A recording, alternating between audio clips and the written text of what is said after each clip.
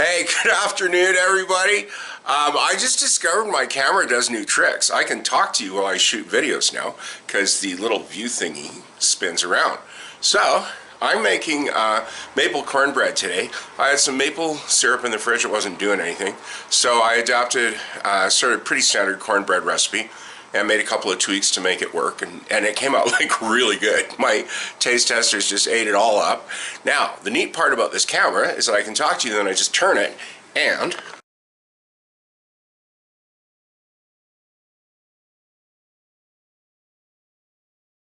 we get the counter as before.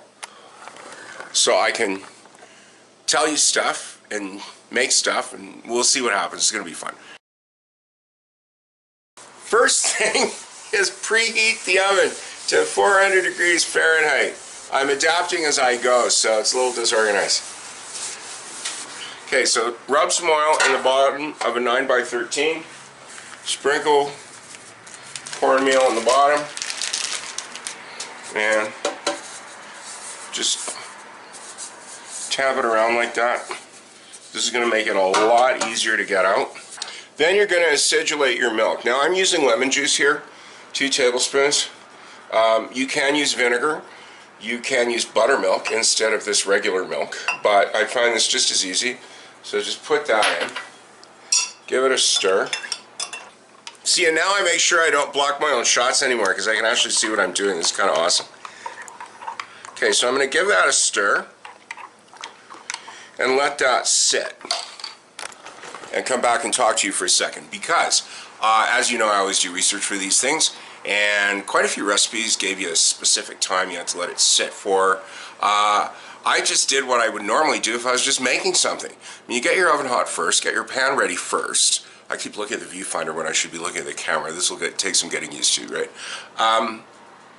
But then basically get your milk mixture ready and get the rest of it ready. And when you're ready to go, just put it in the oven. Okay, don't get so stressed out on how long the cornbread is soaking because it came out great, alright? So just add the baking powder and salt to the flour and mix that up. Some recipes will tell you that you've got to sift it together. This is a rough recipe. This is kind of like making pancake mix, okay? You don't have to sift it, just mix it, and later when I put it all together, just give it a good stir and you're good. Get a big mixing bowl. Now, depending on your tastes, and this is the only adjustment I thought would have been necessary, personally I'm going to put in a scant cup. Now that's a scant cup there.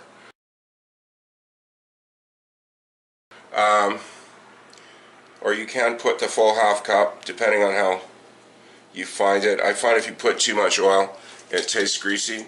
There's a maple syrup. You don't need to clean the cup in the middle. Now the eggs I crack in a bowl just in case there's a mishap and I don't want a whole bunch of shell or who knows what on the counter, and you can smell them, make sure they're good. If you've done all this work and you put a bad egg into your mix and you only find out after you bite into it when it's come out of the oven or you can smell it cooking, yeah, it's worth that extra step. And just toss those in. Because this is such a rough recipe, you don't need a whisk. I mean, if you've got one, you can use it, but you don't need to like make sure you get an electric mixer or anything like that. Just a good hand mix like this. This is a very user-friendly recipe for new cooks because you can really make some mistakes and it still comes out great. Now what's important here is that you stir up the mixture before you put it in because it's going to kind of sludge up on the bottom, and if you don't do this, half of it's going to be stuck at the bottom. So just put that in. See, there's some still there, right? But the spatula will take care of that. One last pointer. Yeah, I think I'm going to do this because it works pretty good. You know, so people pay attention to the pointers. Make sure your oven is hot before you add the flour mixture, okay? Because as soon as you add that, because of the chemical reaction between the bicarb and the lemon, which gives the rise to the bread, if you're going, oh geez, I was late in putting my oven on, and you mix it, and wait 15 minutes, all the rise is gone and it will not come out. So I did check, we're good to go. Just you can put a bit.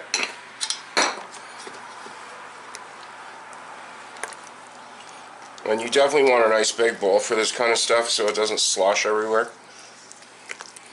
Okay. And the rest, so 2 additions is more than enough.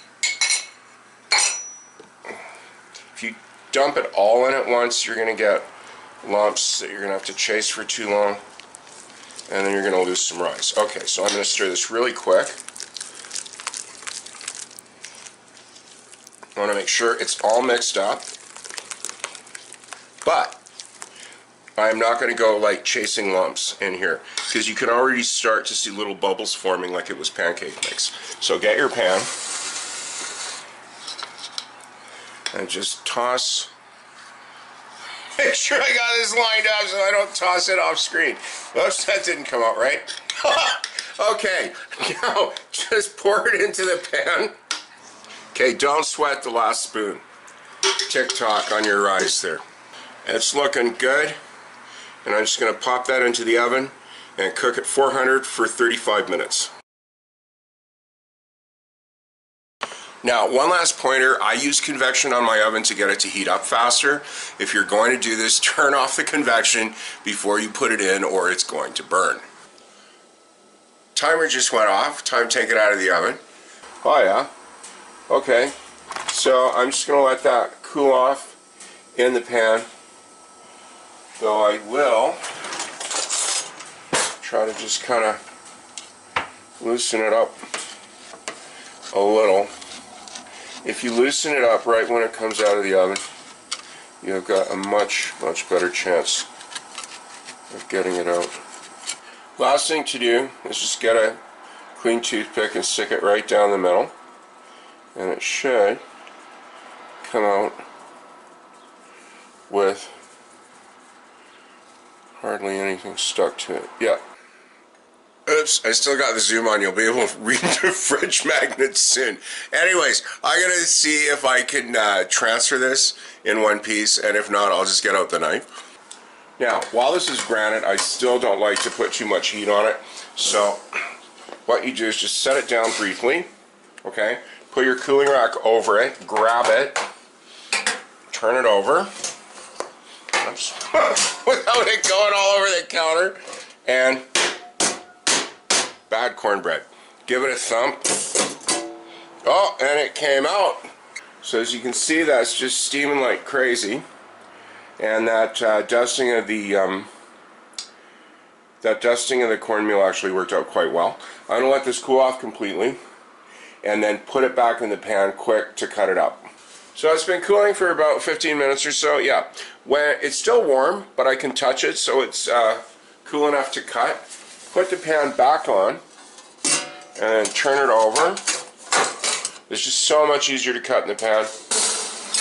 Now, how you want to do the pieces is totally up to you. I just like to make it kind of even.